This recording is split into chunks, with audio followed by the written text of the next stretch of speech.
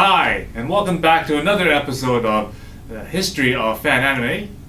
I am your host, William Chow, and today we'll want to put a short episode together about the way that we communicated, and about communication not in terms of just letter writing and letters, but also electronically, because in the early 80s and even the early 90s, the internet was definitely not the way that we use it today. And so today in this episode I want to discuss how we basically talk to one another and communicate with other anime fans around the world. When I basically started looking for different types of anime and got some information from the local fan clubs and whatnot, one of the key fan groups that really helped out was something called the Cartoon Fantasy Organization, or CFO for short. Now, the CFO had different chapters in different places all across Canada and the United States. And what they would allow you to do is they gave you a contact address for their club, and that basically allowed you to at least write a letter to contact them that you were interested in basically learning more information, or maybe even acquiring some anime from them. And through the process of actually physically writing a letter, so basically taking out a piece of paper and writing your dear CFO, I am interested in Japanese animation. I would like to get a catalog of all the various different anime that you have in your library, and then you can go from there. And then hopefully they'll write back to you. They'll send you back a letter, and they'll have a catalog of maybe some anime that you haven't seen, or might have some titles that you might be interested in, and then you can do some correspondence with them, or find some other pen pals and that kind of stuff that are associated with the club. What I did is, when we started Arctic Animation and made fan subs a lot more accessible, a lot more people were able to get information from their local clubs, maybe possibly even from the internet, which is by things like the use groups, like recart.anime. They were able to then contact me via by mail, sometimes electronically through the BBS, or through email. But they were able to contact me, and I would gladly send them back a catalog of what was available at the time, because there's always a constantly changing list, and then they can request different various animes from me. Now, one of the funniest things that comes across when you do letter writing is that the letter becomes almost a personalized thing, because obviously you're taking the time to write, actually physically use a pen and paper and actually write this letter out. So you have to do it neatly with nice penmanship. Definitely some of the people that spent that have nice handwriting, definitely to spend a lot of time writing carefully, using penmanship to construct this letter. Again, some of the newer people have these word processing typewriters, or even some people actually just used typewriters to actually type these letters out and put them into an envelope and put some postage on it, take it down to the mailbox, and actually drop it in to actually mail it. But one of the key things that came about this is that some of the interesting stationery that I would get, of course, a lot of people, again, because of the way that the internet was, when they accessed the internet, only certain companies and certain places would have them. For example, virtually all the government installations with the .gov endings would have them. So some of the cool letterheads I'd get would be from the office of, or the really most interesting one that I remember is that I would get letterheads from NASA, which is really great, because NASA.gov is also one of the government places that have internet at that time. And I remember getting quite a few letters from NASA asking for different types of anime, because obviously the person's at work and he's interested in getting some anime, so he decided, well, instead of using blank scrap paper, they're actually using company letterheads. And that's not the only one too, because I said, even when I was working, of course, at the time I was working at Radio Shack, and one of the things that they had was something called a 4-part memo. And basically, it's a piece of paper with 3 carbon copies behind it. But what was really neat about that is that, well, if I hand wrote something on this, or a letter using this, then I don't actually have to photocopy it or make a copy of it, because at that time photocopy machines weren't as common as they are now, and obviously way more expensive. So having a carbon copy allowed me to keep a copy of the letter that I actually sent the person. So even I'm guilty of using that once in a while. But there's also some other ones which I'm sure they probably shouldn't have used company letterhead, because I said on my archives website I have some letterheads that from some correspondence that's from Paramount Studios, the people who did Star Trek, and there was some requests for various anime items, which again probably shouldn't have been put on company letterhead. But again, that maybe that's it wasn't company it wasn't personal usage, it was actually stuff that they wanted to put into Star Trek. But who knows, there is a few anime references in that, and that could be where it comes from. Other places that I've gotten into is from other various large chapters of the CFO, and a lot of con organization people. So a lot of people who organized the anime section of San Diego Comic Con. They also have the Animathon, Sakura Con. There's also Inus Productions, which is the people who put out Protoculture Addicts at the time. They were also sending me lots of correspondence and requests for different things and whatnot. So it was almost very interesting, and almost those are almost like a collectible items now, to have stationery that has that stuff.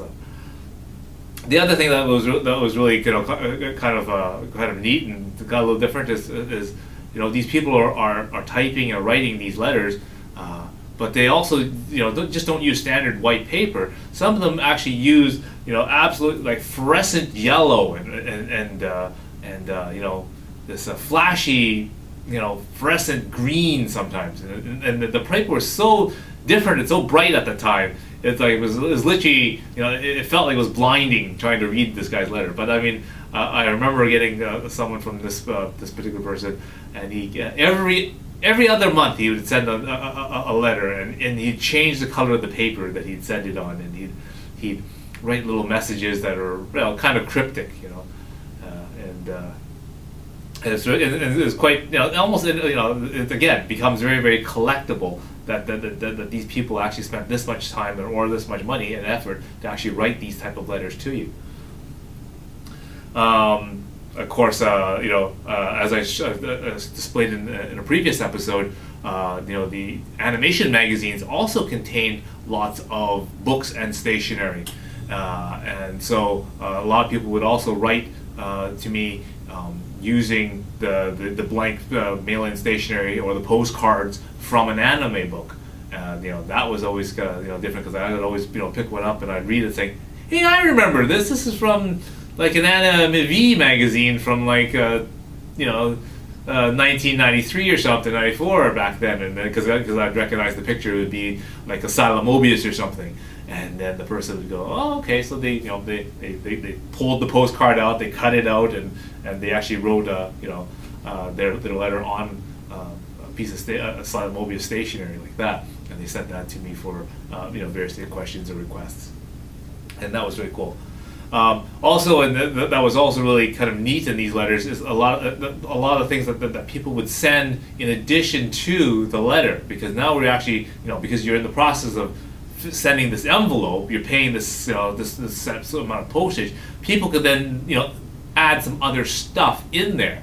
I get little pieces of artwork, or the things that they would clip out or grab from an anime magazine, stickers and that kind of stuff. They'd always love doing that. So one of the coolest things that I'd love to get in letters was a photograph of someone, because a lot of times when some people's they like to correspond with people, like to introduce themselves, or sometimes when I talk to people for a while, they'd like to send a photograph of themselves, and it was always really great to get a picture of someone, because then I know sometimes who I'm talking to, who this person is. And it's really great because, again, this is an era where JPEGs and GIFs weren't really easily sent across the internet. You can't just attach it to an email really easily and have it sent to a person, because it would take a long time to download off of the internet to look at. And also the other thing is that a lot of people at this time were also using dial-up to access the internet. So when you're using a 9600 baud or a 14 4K modem, or even at the in the later times, you're up to 33 K. It still took a while to download. I mean, we could be upwards of 2 to 5 minutes to download a simple picture. So that kind of thing wasn't as easy to do. Not to include that a lot of pictures weren't able to go into a digital form, because digital cameras weren't really readily available at this time yet.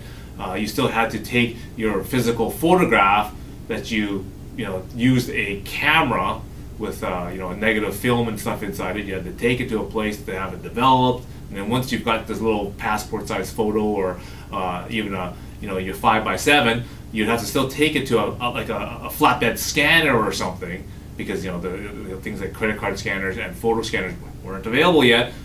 Most people still, you had to use a flatbed type scanner where you throw the picture onto a scanning bed and then let the computer scan it. So again, it was really a great treat to get little photographs, and those again become sort of sentimental treasures when you're doing letter writing.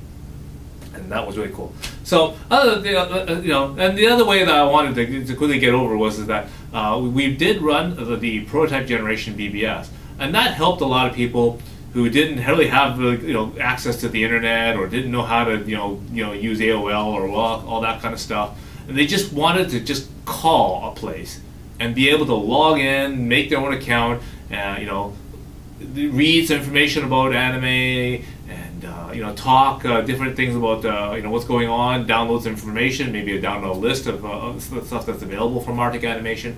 We ran a BBS for that, and on that rare occasion, you might be able to break into a chat with the actual person, especially unlike sometimes popping in and talking to people that were calling long distance, because again they don't call often. It costs them money to dial long distance to call the BBS, so why not? No, I mean, it's almost synonymous to like the episode of Lost, where the father's looking at the screen and the person's typing in, "Hello, are you there?" And then you enter, and then you would sit there, "Yes, I am here. How can I help you today?" And then you'd be, and then that would be approximately the speed that you'd be talking back and forth, but it was at least real time. You don't have to wait for an email to arrive, or you don't have to, write a letter and then put it in the mail and then mail it there, wait until the mail guy delivers it, and then, they have to wait until, the person writes a letter back and then mail it back to you. So all that correspondence time has decreased. Some of the funniest things would happen. I think one of the funniest things was as a sysop, which stands short for system operator, is that you can control the bulletin board system as the person calls in. And one of the funniest things was one of our regulars. I'm not going to say the name, not that 100% remember it anyway, but he would call in, and he'd go to our buy and sell section, because again, typically at this time, if you wanted to sell something, there isn't a Craigslist. So a lot of people would still sell things generally using the classified ads in a newspaper. But if you want to hit the techie, nerdy crowd, then these buy and sells on a bulletin board system or on a network were a pretty good place to sell stuff. So, the person, let's say this person was on the buy and sell section, and he was typing in a message, like, I am interested in selling a used, and just right at that moment, someone grabbed the keyboard and and basically typed in really quickly, girlfriend, and then hit post, and then change password, log off, okay? And then the person would be like, what just happened? I was like, oh my god! And he's trying to log back in. Now, the trick about the bulletin board system at this time was that only one user can dial up the telephone at once, because again, this is just a regular telephone line. So, we're not talking multiple lines. We're not talking, internet where you can share stuff. No, it's one dial-up line. So if you called in and someone's already on it, then you're just going to get the busy tone, and then that means your computer will have to refresh. So it's almost like you said something and you're locked out of your account and you can't correct it until until you get back in. So again, I'll use a more modern day example to give you this this feeling. So imagine this. Imagine if you were just finished eating a great dinner at this new Thai food restaurant, and like a lot of people like to do, they like to grab their phone and go right on to Facebook or Twitter or something, and they start and they want to put their comments about the dinner that they just had, right? So they'd be typing it away, or clicking away. It says, wow, this is great. This is my first time trying. And then imagine if someone took over your Twitter right then and there and wrote the word anal, and then went change password, and then logged you off. And then you'd be like, oh my god, what just happened? And then you'd be like, oh, okay, I'll have to get on there and quickly delete that before someone reads it. And then all of a sudden you realize you can't get back in. And it's like, oh. And then you're like, how am I going to fix this? It's like, all of a sudden you can't get back in, you can't change it, you can't edit, you can't delete it, and all of a sudden you start to panic, right? Because that message is now out there, and now people are able to read it. And back in the days of the bulletin board system, there was this function that allowed you to view all new messages. So basically, if you're a regular to the bulletin board system and you just want to log in, see what's new, then anyone who's posted any new messages or new replies would automatically get that at the very front. All of a sudden, people would be all of a sudden reading this and going, oh, what new message is coming up? And then all of a sudden, oh, they'd say, this is my first time trying anal. It's like, okay. And then all of a sudden, people would start replying, congratulations. I knew you're always at the end of you're at the butt end of jokes, and and other people would be posting, yeah, I didn't know your girlfriend had the extra organ. And all these messages would start posting, and you can't do anything about it. And so, that was some of the fun that we had with the bulletin board systems, because again, the login and that kind of stuff, you couldn't do you couldn't only log in once. So by the time you could log in again, people have already replied, to your message, and we had a lot of fun with it. And that's some of the cool stuff that we were able to do.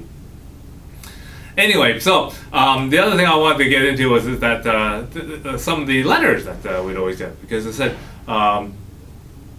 I had gotten a lot of requests for videos and just requests for for information and anime for quite a few years. And to give you an idea of how much that is, if you've ever been to a comic book store and they have those long comic book boxes, usually the ones that they put all their back stock of comics that are that have gone back, those things probably hold pretty close to maybe 100 to 150 comics in a long kind of box. I probably went through about 3 of those boxes full of letters and correspondence and things from people throughout the years, and I've kept a very large number of them still. Of course, a lot of them I've like electronically scanned into the computer and kept a couple of those, and then some of the more basic ones I've long shredded. But some of the really key ones I've definitely kept. and and I'll go through a couple of them in various different episodes that are kind of noteworthy, and I'll bring the story up to, around them for those. Again, if you want to get to some of those episodes, do hit subscribe and hit like underneath, so that way you'll be able to be notified when those new episodes come up. All right, but I'm just going to go through a couple simple ones here that just sort of gives you an idea of some of the this enthusiasm and some of these to get an idea of where these people are coming from when they contact or write me a letter about anime. Okay, so I pull out this one here. I'm just gotta just read some of the key parts out of it. This is from a Julian in Marietta, Georgia, and he goes. To William, I have vastly enjoyed your work on Kimagure Orange Road. I was introduced to Orange Road from John at Carnegie Mellon University in Pittsburgh. Recently, I have left CMU and I have transferred to a chiropractic school in Georgia, and with no anime club nearby me. Everywhere else I've been, I've seemed to have accidentally triggered a need for anime, and that's usually what happens. You show your friends different anime, and other people all of a sudden want more anime because it's so different. He continues. I was recently at Brown University at Rhode Island, and I showed some friends Kimagure Orange Road and other stuff, and now they have a club. So there you go. Brown now has an anime club, which probably started off of Orange Road. When I was back home in Connecticut, I triggered a desire for anime among friends and comic book dealers. Yeah. So thanks to your club for providing me and others the enjoyment of anime as I know it. I praise and thank you all for all you've done. Okay. So again, an enthusiastic anime fan who just wants to basically show other people that this is great anime. Another a letter. It's from a David out of McLennan Air Force Base. Again, there's a couple of really cool stories from people that have come from the military, because they also are big fans of anime, and they probably get their ribbing from their from their fellow fellow people, but again, for the enjoyment of anime, they love it just the same. And he writes, thank you for the tapes that you sent me. And again, he's a big Maison Ikaku fan. I show him with this letter here. He actually has a color printout of Kyoko on the top of this one, which is actually pretty hard to do in this time because color dot matrix printers were actually kind of rare at this time. So let's see. Thank you for the tapes that you sent me in the past. They are probably the most watched tapes in my entire collection. I really enjoyed Maison Ikaku. And I have about 10 people who always ask me, when are you going to get more? So I thought I better get some subbed Maison Ikaku episodes before they get hostile. So there you go. He's turned a whole bunch of people at the Air Force Base into anime fans. So there you go. Great. So it's good news. And just going to go over a couple more here. This is from a John out of Fort Lee, New Jersey. I'm writing to you in regard to Maison Ikaku subtitling project. First, let me express my greatest gratitude for the work that you and your project members have done. Subtitling Maison Ikaku is an enormous undertaking, but it opens up a large door that many of us anime, example, understanding Japanese, with anime, example, understanding Japanese. You have my highest respect. Okay, so definitely, another, anime fan that loves Maison Ikaku. And again, a lot of the people did start off with these kind of, not as your regular type of, popular shows at this time. Orange Road and Maison Ikaku, for the most part are, basically romance stories, where everything at this time followed the 3 Gs. And again, if you're wondering what the 3 Gs are, I've gone through that in a previous episode. But if again, I'm going to make a special episode just about the 3 Gs. Hit subscribe, hit like, and then you can make sure you get to know what those are. Last letter here. I'll just go quickly make this a short video. I don't want to make it too long here. This one is from a John in Oakville, Ontario. Okay, he goes, I'm really getting into the habit of being very grateful to you and your club. Thank you once again for sending me some of your fantastic subtitle tapes. My friends and I enjoyed them thoroughly. Extend our congratulations to everyone involved in producing the subtitles, especially Assemble Insert, which is hilarious. Again, that's one of those really strange offshoots that we decided to do just because Daisuke thought it was rather kind of a cute manga and a cute anime, and so we decided to do it. And definitely, if you have a chance, check out something called Assemble Insert. And he continues. Of course, we are all now totally addicted to anime, and we are busy trying to gain converts from the Oakville's sizable Star Trek Next Generation fan scene. So again, this is one of those type of things where at this time, we derogatorily know them as Trekkies, okay?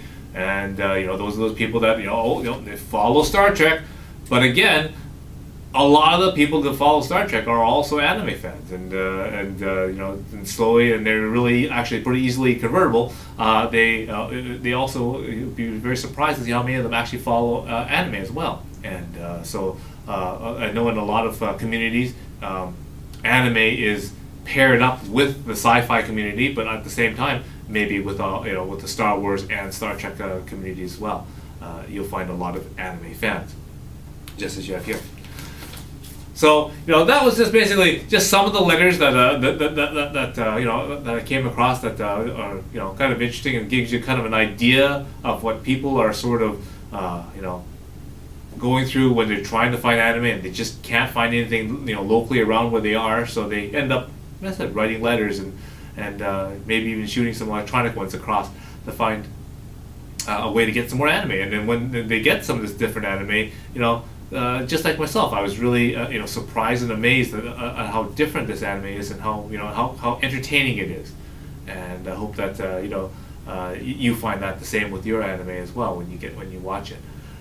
The only difference is I think nowadays people don't have this the same sort of communication and the same sort of almost openness and friendliness to talk to other people who like anime, especially if it's of an anime type of genre that they're not interested in. Sometimes some anime fans aren't willing to try different animes just because it's not a mecha show that contains things like Gundam or Macross. This is a magical girl show. Well, I don't want to watch magical girl shows because they're just like Sailor Moon or something. And again, sometimes if you close yourself off like that, you could quite possibly miss something that was just as entertaining as something that you would normally watch, but because you've passed it by, you've missed something.